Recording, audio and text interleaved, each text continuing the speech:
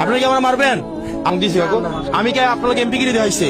আমি কে আপনার কইছে উড়ে দাঁড়ে কই পুলিশ? আমি কি পুলিশ লই আইছি? আমার কোনো পুলিশ আছে আমি আনছি?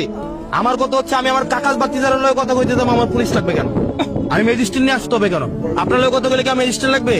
আপনারা কি আমার মারবেন? আপনার লগে আমার এই সম্পর্কটা থাকুক। এখন আপনি আমাকে এমন কোন পরিস্থিতিতে ফালাইয়েন না যেটার কারণে আপনার ম্যাজিস্ট্রেট এসে আপনার উপরে যখন জরিমানাটা করে আমার পরিবারে কিন্তু লাগবে গিয়া। আপনারা যদি 1,03,000 টাকা জরিমানা করে আপনি বেসিনি কয়টা ডেলি? আপনার যদি দোকানটা উঠাইয়া দেয় মাল্টি যদি লয়ে যাগা উপজেলার মধ্যে আপনি কয়টা বেসেন কোন? আপনি তো তখন আমার কাছে আইবেন, আমার আবার তখন আবার রিকোয়েস্ট করতে হবে সিলেট হাইওয়ে এটা এমনি এখানে রাস্তাঘাট করবে। এখন আমি আপনাদের কাছে তো কঠিন হইতে পারবো না, পারবো?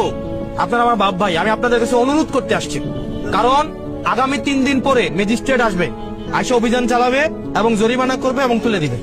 আমি ওনার কাছ থেকে 3 দিনের সময় নিচ্ছি। এই 3 দিনের মধ্যে আপনারা সবাই এই যে এখানে যা যা আছে এগুলো সব ছেড়ে দিয়ে আপনারা জেলা পরিষদে চলে যেতে হবে। আপনারা যদি এরপরে সিদ্ধান্ত যে নেন যে আমি যাব না বা আমরা যাব না, তাহলে আপনাদের মানুষটা সবসময় জনগণ নিয়ে কথা বলে, আসলে সবসময় জনগণের উপকার করতে চান এই মানুষটার ভিডিওগুলো প্রচুর পরিমাণে শেয়ার করে দেবেন প্লিজ।